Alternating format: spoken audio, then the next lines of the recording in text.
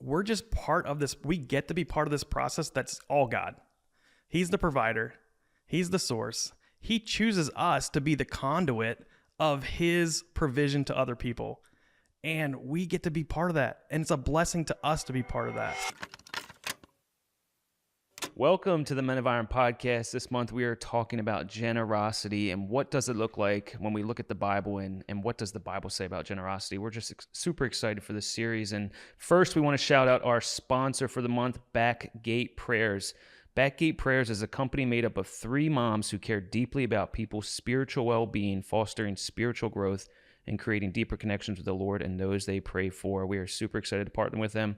They believe that the greatest tragedy of life is the prayers that go unanswered because they have gone unasked. So they've created personal prayer tools that encourage people to pray for the ones they love. We have some sets here. The Marriage Prayer Set is a beautiful product that will encourage powerful, intimate prayer journey with your wife.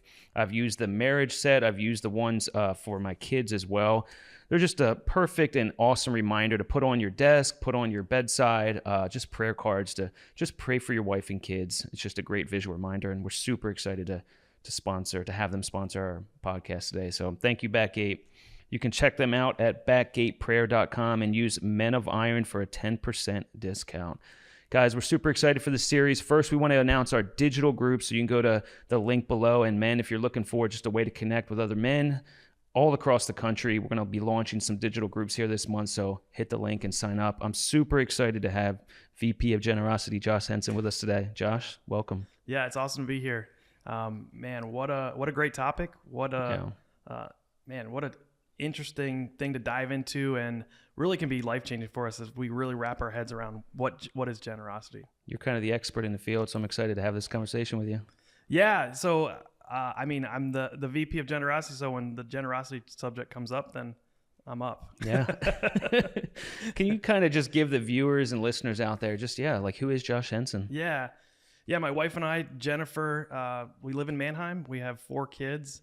We've been in Mannheim for 6 years. Our oldest is 15, Malachi, and then 3 daughters, Michaela, McKenna, and Mabel. So all M's.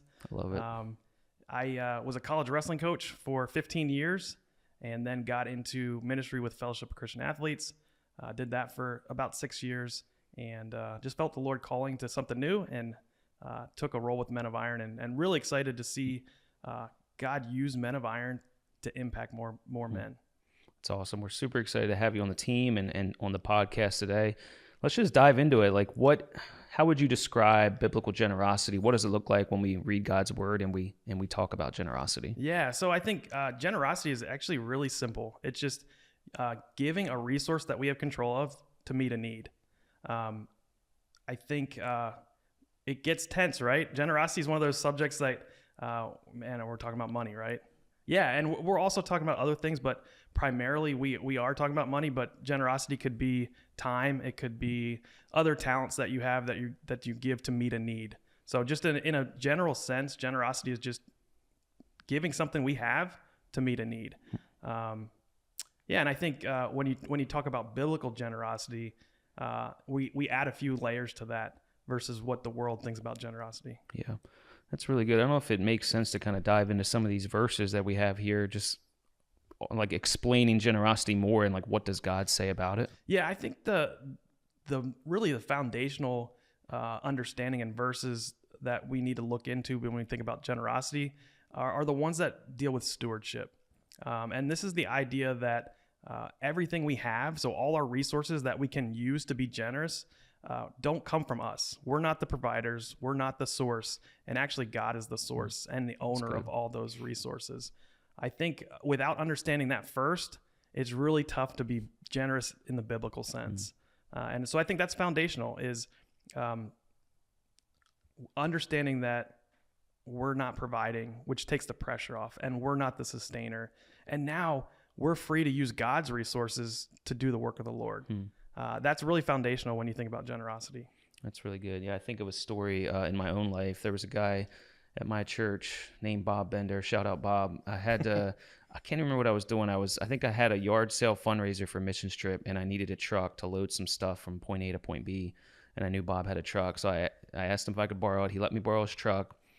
And then, after I gave it back to him, I just thanked him for letting me use it. And his comment was, "It's not my truck, it's God's." So that always has stuck with me of like, it's not all the stuff that we've been given, we've been blessed with. It's not ours. It's all God's. Yeah. And I think there's a lot of anxiety and a lot of stress when we don't have that right.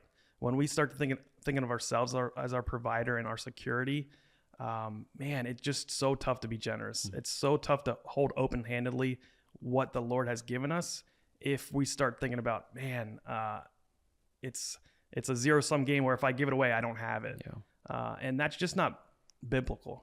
I think biblically what we're going to talk about is as we give, the Lord provides more for us to give, which is just one of these total countercultural ideas, which is really important with generosity is to understand that.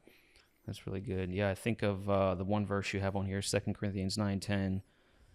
You will be enriched in every way. And I wrote down, you will be enriched both materially and spiritually. So you talk about that idea of like when we give, we will be blessed even more than we realize. But it's not even just a material blessing. It's that spiritual blessing as well of like just giving to those who need. And I think once we understand that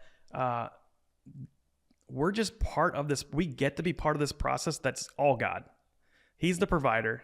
He's the source. He chooses us to be the conduit of his provision to other people. And we get to be part of that. And it's a blessing to us to be part of that. It's also a blessing to other people. And in the Bible, it says they will praise God because of it. So, man, we're talking about being blessed from all angles here. And it has nothing to do with us. It's really about releasing something we can't control. Like we can't hold on to these resources. We can't take it with us. And how do we hold it open-handedly and let the Lord use it? And man, it's just such a blessing that God chooses to use us in this process, because he could just meet needs everywhere. Why does he do it like this? Because he wants us part of this. He wants us to be part of this process. That's really good. Obviously, when we're talking about money, it is, like you had mentioned, a stressful thing, like just like managing our finances, like needing enough money to provide for your wife or family. Do you find it hard, like in your experience and expertise, like for Christians to like grasp this idea of generosity and being willing to give? Yeah, this is one of the tough things. I think being a disciple of Jesus, it's a paradigm flipping thing. Like when Jesus came, he kind of flipped all these paradigms, like from like, the Jewish people were used to suffering, and they thought when the Messiah was going to come, like now we're not going to suffer. We're going to be victors. And actually Jesus says, no, you're going to suffer more, and you're going to identify with me in suffering, not in victory on this earth, so that you can identify with me in victory in the next life. And the same paradigm flipping happens with generosity too. It's this idea, like if you want to keep this, you have to give it. This is the resource that I'm giving you. You can't keep. The only way you can keep it is to give it. And for us, man, that is so hard to think like, oh, no, I want to keep it. Right. Like what's going to happen if I give it away? And there's tons of examples in the Bible, in Luke, in Malachi, where it talks about how when you give, that releases more so that you can give more. And that we're just going to trust God. And I think a lot of times we don't run out of resources, we run out of faith. And man, that's sad. So in my job, I get to mobilize a lot of believers into the work of the Lord and what he's doing, and specifically with money, like help mobilize them to fund what the Lord's doing. And it's sad when I sit down with somebody and they say, we're kind of tapped out, and just realizing like that's not a resource that's tapped out. That's a faith that's tapped out. That's hard. Man, that's hard. That's hard. Yeah, that's a really good word. Is there any other verses here that we kind of pointed out that stand out to you when you talk about generosity? Yeah, I think the other challenge is like, okay, so we understand like it's all from God. We're kind of like the faucet. We determine whether we turn it on or turn it off. And what the Lord is saying to us is there's an unlimited supply behind this. But what we're saying is like, we think it might run out. And what the Lord says is in every situation, be generous. Think about that. What that was from in 2 Corinthians. It's like, always be generous. So when we have someone come up, we see a need that we can meet, the answer is not, should we, it's how. So how can we be generous in this situation? And there are other things than money. We can pray, we can volunteer, but I think a lot of times we'll fall back on praying or volunteering because, man, it's just tough to give. I think that concept of like always being generous is a tough one. Like how does that look practically? Like how can we always be generous? And what the Lord is saying in that verse is like, you give first and then I'll supply after the fact. And that's God's economy. And you won't get more unless you give. You got to take the first step. And so that's a challenge for all of us, right? We all, we give and like, man, we get blessed by it. And then we start thinking, I got limited resources. How am I going to provide for my family? And what the Lord's saying is like, man, I'm the provider. I have all the resources. I just need you to have faith. And so that's the challenge. That is the challenge that we have. And man, I think the Lord wants us to struggle there with our spouses, with our family, with the people in our community. Like, man, how can we just cultivate that generous spirit? And I think once, the people that you see do it well, it seems like it gets easier to do that. Josh, when we look kind of like in Acts at the early church, we see a church body of people like all kind of sharing the load of their, issues and struggles, and the money's kind of all together. Is there kind of a lesson we can learn from the early church in that regard to generosity? There's absolutely a lesson for that. At the core of that is our resources, our wealth is not for us. Like, yes, the Lord, we are definitely need to take care of our families and provide for them. But at the core of it, the resources are for doing the Lord's work. And so what is the Lord's work? Where should we be putting these resources? And biblically, that's the poor, the widows, the orphans, and then those who are advancing the gospel. Those are the main categories that the Lord is interested in us being generous. And I think there is definitely something to learn from that early church where they just threw their resource together and they said, hey, let's do the work of the Lord. Let's grow the church. Let's take care of the people. So I think those are the main lessons that we can see from the early church. That's really good.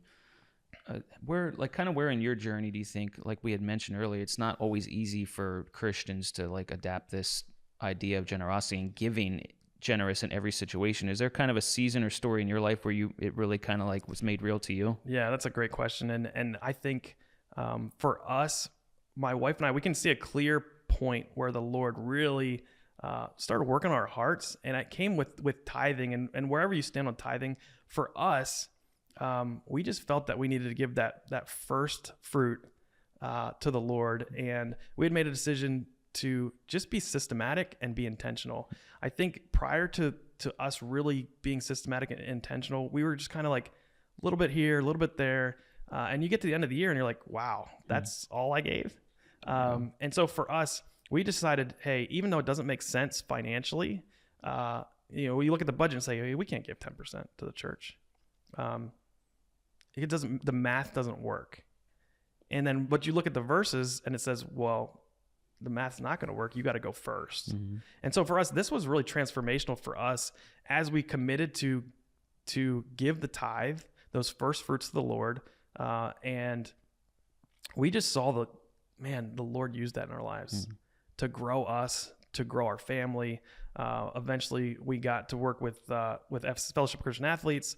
We kind of got into the ministry space, and just see like, man, it all started with just committing to give those first fruits to the Lord. And so, man, generosity is so important. There's things that the Lord wants to unlock in your life, but he needs you to release your finances. We need to release those resources that he's given you. So, yeah. That's good. Are there any cool stories? Obviously, you've been in this space for a while. Like any cool stories that you've had, like of seeing other people that have just been like generous, and it almost kind of blows you out of the water, like how generous they were. Yeah. I think it is really. Occasionally, we'll come across somebody that's like it's their gifting, and they're just like, man, you can just tell that when I'm meeting with them, they're the spirit they have, where they know they're going to do something.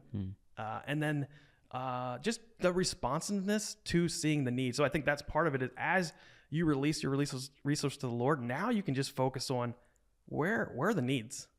Yeah. Where does the Lord have me put these resources for the biggest return, or where's the biggest need I can meet? And that's exciting, because that's a total different mindset versus like, man, I don't know. You're struggling over like how much do they want? Like, what are they asking for? And can we do it? Versus like, yeah, we can do it, and we're going to do it. We just want to hear your story. We want to hear what your need is. Yeah. We realize that we're just the conduit. It's not our resource. Like, man, how awesome is that? Is we get to steward everything. Yeah. And that's what the Lord's telling us, is like, hey, I'm giving you the chance to steward everything. You just look for needs. And you get to be, imagine like, man, you're in that role where, say there was a king that owned everything, and he said, just go find needs. Just go in your community, go where opportunities are, find needs, and just meet them. Yeah. And that's the role we get to play with generosity, with the Lord. And man, that excites me, And I think for me, it's exciting when I sit down with those people that are super generous. That's energizing. But I think for me, it's actually more exciting to sit down with the person or the couple that have never done it before. And I just know what the Lord's going to do in their life through this, and how they're going to bless other people, and how they'll be blessed. And man, if I can just get them, give a little bit more or just give that first gift, that gets me excited. It's just mobilizing them to meet those needs in the world that the Lord has given the resources to meet. So that's exciting. That's amazing. And I think of the impact side too. Like, it's once you kind of like get to that place of like being generous and realizing it's not yours, it's God's, and then seeing the impact on the other side of that giving has to be awesome. Yeah. Yeah. And I think, and seeing that impact and realizing like the Lord did that through your obedience, not because of anything we've done, but because he wants to bless us. That's so cool. But there are things we have to let go of. Man, we can't have it all here and be generous. And that goes back to just like that paradigm shift from like, our culture will say, if you want it all, go get it, earn it, provide, and then keep it. Where God says, hey, if you want it all, you got to give it all. Yeah. And then, man, we're storing up treasure in heaven. So and a lot of my role is like getting to cast that vision. Like, hey, every gift you give you're going to be rewarded, and you get to be part of the blessing here on earth. Man, how awesome this process is. And I think the other thing is just like, as the leader of the family, we get to talk about this with our spouse. We get to talk about it with our kids. Man, you want your kids to be generous. You want your family to be generous. That's a legacy you want to leave as a man. Yeah. Is not, hey, I left them a bunch of possessions. Right. But I left them the spirit of generosity, where they're going to meet the needs the Lord has, like the needs that the Lord has for you to meet. Man, that's awesome. I think of what a saying my mom says all the time is, you can't take it with you. And she's, even if she has a little bit of money or a lot of money, she's willing to always give to those who need it, and especially her family and friends. And it's like, what's it worth storing up all this stuff on earth when you can give it away and be generous and see the return that God will provide, both spiritually and materially. I think it's amazing. Yeah, I think, it is amazing. And I think it's one of those things where once you do it once, you feel that blessing, but it's one of those things we got to keep working on, because it's always like there's a point where you hit the next level and you're like, like I get really comfortable giving X amount, but then, ultimately what the Lord's going to ask you is give X plus 1. Yeah. So you're always pushing those boundaries. And I think like I said, it's not about our resources. It's about our faith. It's so good. No one's ever become or gone broke or been led to poverty through giving. It just not happened. Yeah. But it's a struggle. It's one of those things that, our sinful nature, there's a point that we're comfortable and our security. And where's that security at for you? Yep. And that's where the Lord's at. And that's where he's asking, hey, give a little more. Yeah, that's good. Any final words kind of on this topic or encouragement to Yeah, listeners? I will say, hey, this is also part of our spiritual development. When I was coaching wrestling, there was this idea, and it's popular today, is like, in order to combat anxiety, you have to be grateful. Like, gratefulness and anxiety do not exist together. And so when we're talking about generosity, greed and generosity do not exist together. So we have to exercise this generosity so that we can make sure that we're not consumed by greed, especially in our culture. We're the richest nation ever. We have more resources than ever. And we have to combat greed. That, the Bible is very clear. And how do we do that? We cultivate a generous spirit and we give, and we just see our place as stewards. That's so good. Well, thanks for joining us on the Men of Iron podcast, Josh. This is cool. No, it was fun. First time, yeah. Well, thank you for tuning in to the Generosity series. We'll be back next week as we talk about why I give and interview a special advocate and donor to Men of Iron. So we see you next week. Thanks for listening to the Men of Iron podcast. Be sure to like, subscribe, and share. At Men of Iron, we exist to change a culture one man at a time, and we'd love to have you partner with us. So go to menofiron.org to see how you can get involved, or donate at menofiron.org/donate.